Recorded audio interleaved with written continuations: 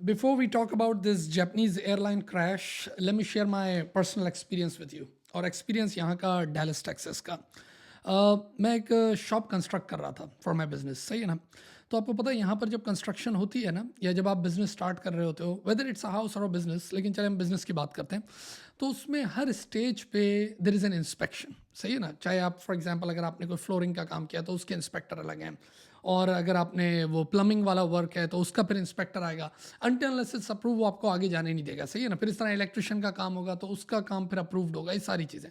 तो वो इसी तरह होता था, वो आते थे, इंस्पेक्शन करते थे, बहुत सारी इंस्पेक्शन फेल भी हो जाती थी। जब इंस्पेक्शन फेल हो जाती है सिटी की तरफ से, तो फिर again you will have to schedule the inspection, और फिर वो इंस्पेक्टर आते थे। तो बहुत सारी चीज़ों में इंस्पेक्शन मेरी फेल हो जाती थी, जैसे कई दफ़ा हुई। अच्छा, फिर पास भी हुई सारी, जैसे फॉर एग्जाम्पल नो स्मोकिंग का साइन नहीं लगा, वो आए और वो फिर क्लियर वो फेल कर दिया। अच्छा, इसी तरह फॉर एग्जांपल रेस्ट रूम है तो उसका साइन नहीं लगा, कि भाई रेस्ट रूम क्या। तो मुझे एक चीज़ याद है कि जब फायर मार्शल ने आखिर में बिल्कुल लास्ट में, उसने एक बड़ी छोटी सी चीज़ मुझे लगी, लेकिन मैं आपके साथ वो एक्सपीरियंस शेयर करूं। आपने देखा है एग्जिट का साइन होता है अमूमन, यू गो टू सिनेमाज और स्कूल्स और मॉल में भी आप जाएं तो वो एक रेड कलर का साइन होता है जिस पे लिखा होता है एग्जिट। आप जहाज़ में भी सफ़र करते हैं तो उसमें भी नज़र आ रहा होता है एग्जिट, EXIT, और उस पर रेड लाइट ऑन होती है, स्पेशली जब जहाज़ लैंडिंग कर रहा होता है। ठीक है, तो वो एग्जिट के साइन हमें लगाने थे, it was mandatory by law. उसने मेरी इंस्पेक्शन जो उसकी थी, स्केड्यूल थी, वो उसने फेल कर दिया। उसने कहा ये जो एग्जिट का साइन है इसके अंदर बैटरी नहीं है, रिचार्जेबल बैटरी नहीं है। तो मैं बड़ा हैरान हुआ, मैंने कहा यार इतनी सी बात पे, जबकि यहाँ तो बिजली जाती नहीं है ना भाई, इलेक्ट्रिसिटी, वो कोई ऐसा पावर आउट तो होता नहीं एज सच। तो जबकि उसको बिजली तो मिल रही है, एग्जिट का लाइट तो ऑन रहेगी। तो मैंने उससे सवाल कर लिया कि यार वैसे तो उसको बिजली मिल ही रही है, यानी मेरे दिमाग में ये था कि यार ये तो एग्जिट की लाइट तो ऑन रहेगी, लेकिन उसने इस वजह से रिजेक्ट कर दिया कि इसके अंदर वो बैटरी क्यों नहीं है, जो रिचार्ज, जो एक बैटरी मौजूद होती है। अच्छा, तो उसने फिर मुझे उसका रीज़न दिया। उसका रीज़न क्या है, अब आप ज़रा सोचें, मैं आपको ज़रा उसका सेंट्रल आइडिया दूँ। देखें, जब भी कभी ये अव्वल तो ये एग्जिट के साइन ये काम कब आते हैं, once in a blue moon. कभी ज़िंदगी में हो सकता है, कभी ज़िंदगी में एक दफ़ा भी काम ना आए आपके। जैसे ना वो सीट बेल्ट, या वो जो गाड़ी के अंदर वो क्या होते हैं, वो जो बलून जो आ जाता है, सेफ्टी बबल जो होता है, वो कब काम आता है, वो तो कभी ज़िंदगी में किसी की एक दफ़ा काम आता है, लेकिन उसके लिए स्टिल वी पे। तो आप ज़रा सोचें कि जब होता क्या है, जब कभी एक्सेप्शनल, जब कभी आग लगेगी या पूरे कॉम्प्लेक्स की बिजली चले जाएगी।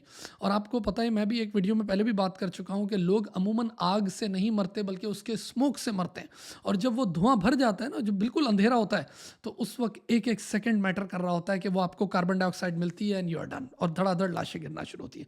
आप ज़रा सोचें, आप एक मॉल में हैं, पूरे मॉल में धुआं हो गया। अब उस वक्त कुछ ही सेकंड होते हैं, उस वक्त एक ही चीज़ आपको बचाती है, वो कौन है? वो वही रेड साइन है एग्जिट का। जब धुएं में, क्योंकि बिजली तो अब होगी नहीं, तो उसका मतलब उसके अंदर वो बैटरी चाहिए, जो बैटरी उस वक्त जल के बताएगी कि भाई मैं इधर हूँ एग्जिट। ये एक बहुत बड़ा जिम है, एक्सरसाइज कर रहे हैं, आग लग गई, सब धुआं ही धुआं है, लोग इधर उधर भाग रहे हैं, क्या करें? उस वक्त कौन बचाएगा? या सिनेमा है, कौन बचाएगा?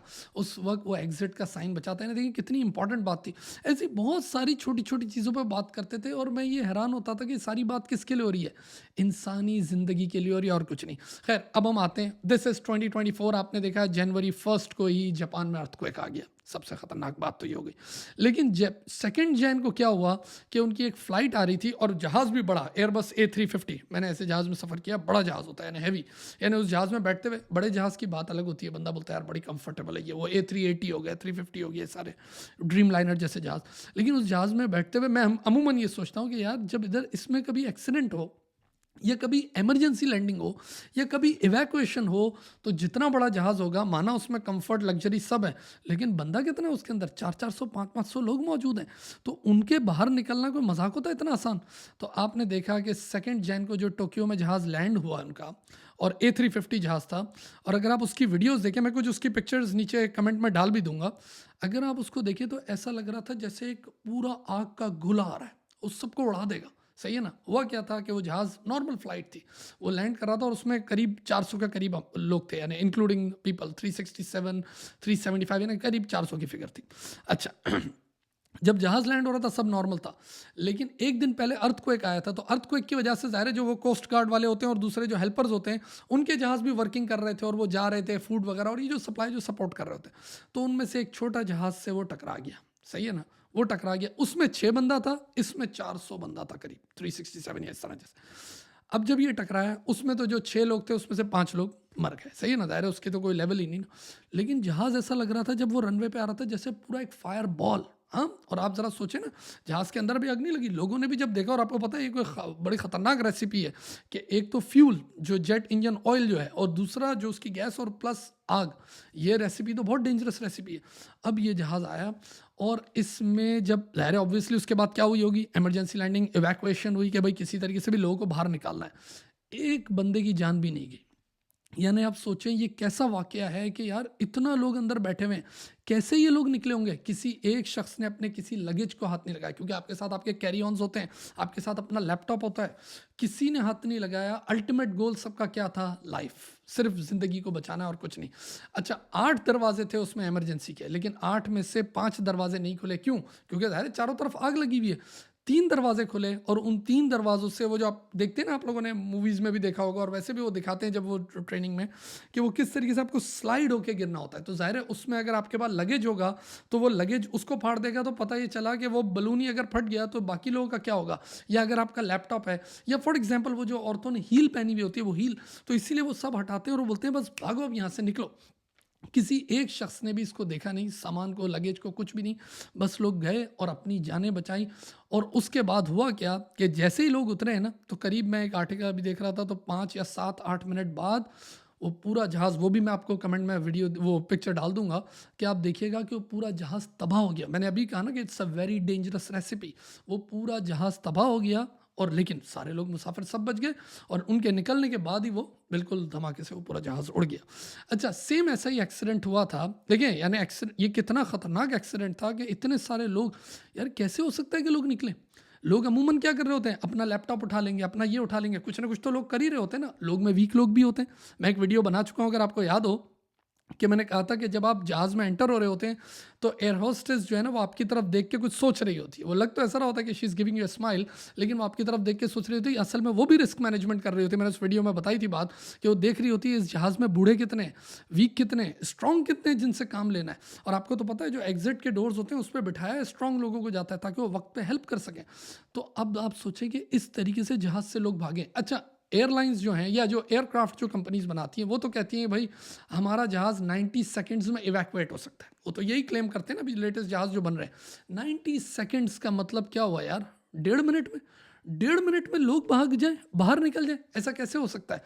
ये बात एक आइडियल सिचुएशन में तो हो सकती है कि एक ट्रेनिंग वाली बात हुई और एक ऐसी ड्रिल थी तो हो गई, लेकिन आप रियलिटी में देखें, रियलिटी में मामलात बहुत डिफरेंट होते हैं। मैंने कहा ना भाई, लोग ग्रीडी भी होते हैं।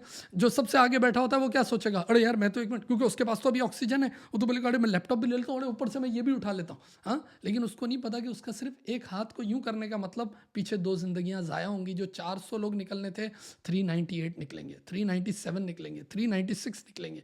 यानी पता ये चला कि ये तो ये कहते हैं कि 90 सेकंड में हम निकाल देंगे। अब देखें, ऐसा ही एक सिमिलर एक्सीडेंट हुआ था मॉस्को में, और उसमें कोई 73 लोग थे कुछ थे, और उसमें से 41 मर गए थे। सऊदीया में हुआ था, वो करीब कोई 300 लोग उसमें मर गए थे। मैनचेस्टर में हुआ था, 55 लोग मर गए थे। यानी सिमिलर एक्सीडेंट्स हुए हैं कि जिसमें स्मोक की वजह से, धुएं की वजह से लोग मर गए। आप ज़रा सोचें, जापानीज़ एयरलाइन, अच्छा ये तो जापानीज़ एयरलाइन है। अच्छा, जापान का वैसे भी एविएशन में जो रिकॉर्ड है ना, वो एक्स्ट्रा ऑर्डिनरी रिकॉर्ड है, सही है ना। यानी इसके अंदर एक बड़ा एलिमेंट जो है वो किसका है, ट्रेनिंग एंड डेवलपमेंट का है, कि एम्प्लॉयज़ कितने ज़्यादा ट्रेन होंगे, जिसने लोगों को, क्योंकि एम्प्लॉयज़ ऐसे रहे कि जिन्होंने आखिर तक वो खुद नहीं उतरे, पहले सारे कस्टमर्स को उतारा। भाई ज़िंदगी से इंपॉर्टेंट कुछ भी नहीं होता, सही है ना। वो सारे प्रोटोकॉल्स और जॉब डिस्क्रिप्शन सब इधर उधर हो जाती है। अब आप सोच रहे होंगे कि जापानीज़ एयरलाइन ने ऐसा सब कुछ क्यों किया, और क्या ये हमेशा से ऐसी थी? नहीं, एक बड़ा ख़तरनाक हादसा हुआ था, आप लोग जाके पढ़िएगा 1985 में, और आज तक की तारीख का वो सबसे बड़ा हादसा है सिंगल एयरक्राफ्ट का। यानी वैसे तो वो एक बड़ा हादसा ये हुआ था ना, जो 2 जहाज़ टकराए थे, लेकिन ये वो हादसा है जो सिंगल एयरक्राफ्ट का आज का सबसे बड़ा हादसा है।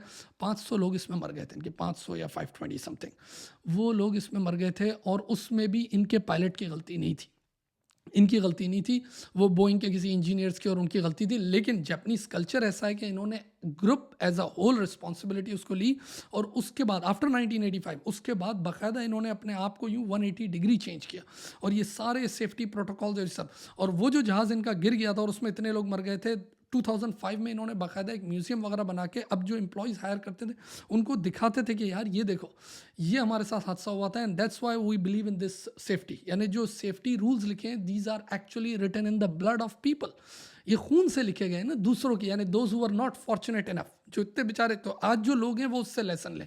तो कहने का मकसद ये है कि एक्सीडेंट्स, लोग कहते हैं ना यार एक्सीडेंट हो जाए तो उसमें बचा नहीं जा सकता, नहीं एक्सीडेंट में भी बचा जा सकता है।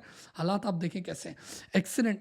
एक यूरोपियन पायलट ने इस पर लिखा है कि बोला जापानीज एयरलाइन को बचाने वाला कोई और नहीं है, ये उनका कल्चर है। बोला ये एयरलाइन का कल्चर है, ये एयरलाइन की सेफ्टी, ये जो उनके स्ट्रिक्ट रूल्स हैं, बोला उसकी वजह से बचाए। अच्छा एक और इंटरेस्टिंग बात मैं आपको यहाँ ही बताऊँ कि देखिए ट्रेनिंग एंड डेवलपमेंट जब होती है ना, जब ऐसे ही जो इवैक्यूएशन ड्रिल्स और ये सब होती हैं, तो अमूमन क्या करती होंगी, बाकी एयरलाइंस भी यही काम करती हैं कि यार किस तरीके से, for example this is emergency landing, there 400 people, 400 लोगों को बिठाएंगे, अब भाग के दिखाएं 90 सेकेंड में, तो लोग भाग जाएंगे। लेकिन आपको पता है एक होता है शॉक फैक्टर, वो ट्रेनिंग में लाना बहुत ज़रूरी है। शॉक फैक्टर, शॉक फैक्टर से मुराद क्या है, मिसाल के तौर पे जैसे ब्रिटिश एयरलाइन वो ये वाली ट्रेनिंग कराती है कि जब वो ट्रेनिंग कराते हैं तो वो उस ट्रेनिंग में स्मोक भी डाल देते हैं। भाई आप सोचें ना, आपने ट्रेनिंग के टाइम पे तो नॉर्मल ऑक्सीजन है and people they just have to evacuate, तो लेकिन जब रियल लाइफ में आएगा तो रियल लाइफ में धुआं भी होगा और आपका ऑक्सीजन लेवल भी कम होगा, कार्बन डाइऑक्साइड बढ़ रही होगी। अच्छा फिर जब रियल लाइफ आती है उसमें बूढ़े भी होंगे, बच्चे भी होंगे, इन्फेंट भी होंगे, टॉडलर्स भी होंगे, कोई रो भी रहा होगा, कोई सो भी रहा होगा, कोई ग्रीडी लालची भी होगा, हर किस्म के लोग घूम रहे होंगे। तो वो सारे फैक्टर्स डालना भी बहुत ज़रूरी है इन द ट्रेनिंग। ये बाकायदा मैंने ऐसी ट्रेनिंग्स देखी हैं, चाहे आप ये मेडिकल की बात करें या फायर मार्शल की बात करें ट्रेनिंग की, या पुलिस की बात करें, तो वो एक होती है ट्रेनिंग के नज़र आ रही होती है कि हाँ भाई अगर कहीं इधर शूटिंग हो गई तो कैसे करेंगे, यहाँ से निकालेंगे तो कैसे। लेकिन भाई ये भी तो देखना ज़रूरी है कि जिस वक्त शूटिंग हुई होगी उस वक्त ज़मीन पर ब्लड भी गिरा होगा, तो क्या ब्लड देख के तो तुम फेंट नहीं हो जाओगे। जैसे कुछ लोग होते हैं वो ब्लड देखते हैं एकदम वो डर जाते हैं कि यार ये ब्लड पड़ा हुआ है, तो ट्रेनिंग में उस ब्लड का होना भी ज़रूरी है। अच्छा जब रियल लाइफ होगी तो ब्लड भी पड़ा होगा और लोगों की चीखने की भी आवाज़ आएंगी, फिर क्या करोगे, ट्रेनिंग में वो शॉक फैक्टर भी डालना, क्योंकि हो सकता है एक बंदा ऐसा हो जो वैसे तो 6-6 बंदों को उठा के बाहर निकाल देगा, लेकिन जब वो खून देखता है तो घबरा जाता है, जब वो शोर की आवाज़ सुनता है तो इज डन, तो पता ही चला, वो फैक्टर लाना भी ज़रूरी है। तो देखिए इस जापानीज़ एयरलाइन को, इसको बचाने वाला कितने लोग यार, यानी 350-400 लोग किस तरह निकल गए और वो कितने। अच्छा इसके अंदर एक और बड़ा एलिमेंट वो भी ज़रा सुन लें। जब हम भी हर रोज़ जहाज़ में बैठ रहे होते हैं तो हम क्या देख रहे होते हैं कि जब वो शुरू करने वाली बात आती है कि ए टाइम ऑफ ट्रेनिंग, तो वी डोंट केयर यार, हम तो ये सोचते हैं। अच्छा हम तो एरोस्टेस को देख के और स्टीवर्ड को देख के क्या समझते हैं कि they are going to serve us food, they are just the server, they are the waiter, लेकिन they are actually safety professionals. इनका बहुत बड़ा रोल आपको ज़िंदा पहुंचाने का है रादर देन आपका सिर्फ पेट भरने का। हमें तो ऐसे ही लगता है ना, हमारा पेट भर देते हैं, कभी मंगा ली ड्रिंक ला दो, आइसक्रीम ला दो, ये ला दो, घंटी बजाई आ जाएगी। नहीं, इनका ज़्यादा important role as a safety professional है कि ये आपकी ज़िंदगी आपको बचाएं, क्योंकि इसमें सबसे इंपॉर्टेंट चीज़ ज़िंदगी है। और देखिए जो बंदा सबसे पहले मौजूद है, जो उतरने की बात होगी जब इमरजेंसी लैंडिंग होगी, तो उसको ये ख्याल करना चाहिए कि I have to take care of the last person, the weakest person, पूरे ग्रुप को। यानी अल्टीमेट गोल क्या है, अल्टीमेट गोल लैपटॉप को बचाना नहीं है, अल्टीमेट गोल आपका कोई भी चीज़ इंपॉर्टेंट नहीं है इस वक्त आपके लिए। लोगों ने बाकायदा उतरने का फीडबैक दिया ना कि हमारे लिए कुछ भी इंपॉर्टेंट नहीं था, मोबाइल फ़ोन वगैरह बोला वो भी किसी एक आध की जगह बोला, वरना असल में हमारा काम था कि हम किसी तरह अपनी लाइफ को बचाएं, आगे बढ़ें और बस निकलें किसी भी तरह। खैर एनीवेज, मैंने कहा आपके साथ ये शेयर करूँ, कोई चीज़ रह तो नहीं गई। मसला ये ना कि फिर से video banana. Culture is very important, training and development culture, this is so very important. और देखिए ना इसी तरह ये दिखाए जाते हैं लोगों को, जैसे मैंने कहा कि इन्होंने म्यूज़ियम बनाया और इन्होंने वो चीज़ दिखाई कि भाई ये देखो यार इस तरीके से हादसा हुआ था and next time we have to be careful. या दैट्स इट, परफेक्ट। चलें अपना बहुत सारा ख्याल रखें and you have a great day now, thank you.